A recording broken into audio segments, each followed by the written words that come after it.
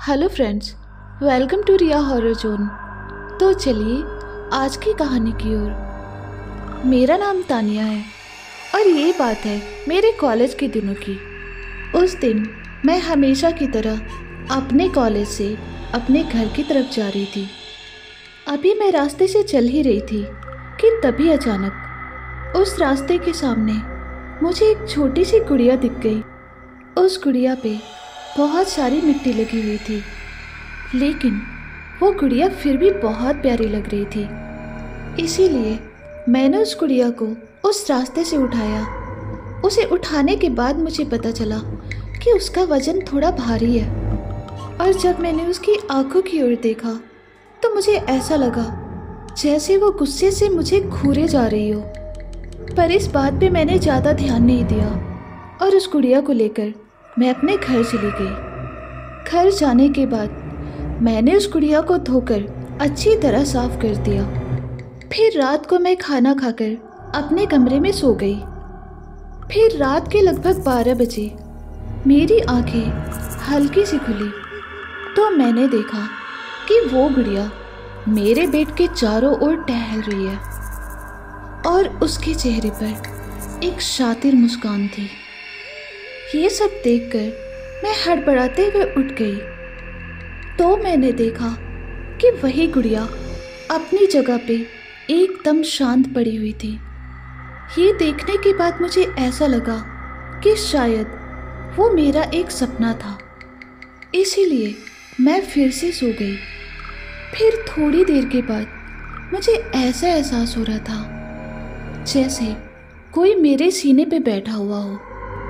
फिर जैसे ही मैंने आँख खोलकर देखना चाहा तो मैं चाह कर भी अपनी आँखें नहीं खोल पा रही थी। तो मैं उसे हटाने की कोशिश करने लगी, लेकिन तभी किसी ने मेरा गला दबाया। उसके बाद अचानक से चिल्लाती हुई मैं जाग गई और मेरी नींद पूरी तरह खुल गई। तो मैंने देखा कि वही गुड़िया मेरे सीने पे बैठकर मेरा गला दबा रही थी।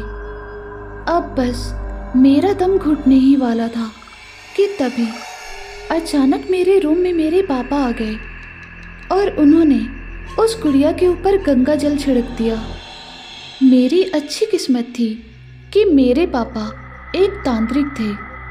जैसे ही उस गुड़िया के ऊपर गंगा जल गिरा, वैसे ही वो गुड़िया एकदम शांत हो गई।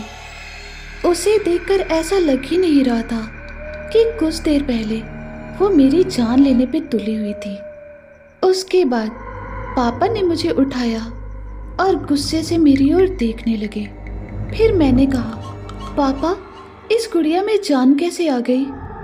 इस पर पापा ने कहा, तुम्हें ये गुड़िया कहाँ से मिली? तो मैंने कहा, जब मैं कॉलेज से घर आ रही थी तो मुझे ये रास्ते में पड़ी मिली, तो मैंने वहाँ से उठा लिया था।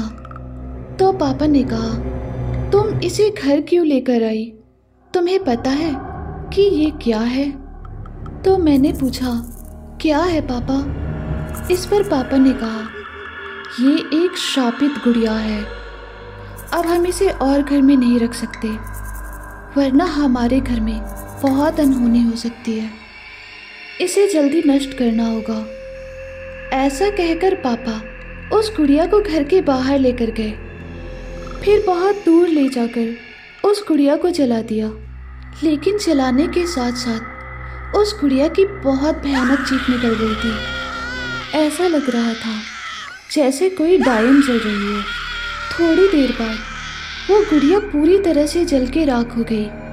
उसके बाद पापा वापस घर के अंदर आ गए और मुझसे कहा, तुम दोबारा ऐसी कोई चीज़ घर में मत लाना, बल्कि रास्ते में पड़ी चीज़ों को हाथ भी मत लगाना।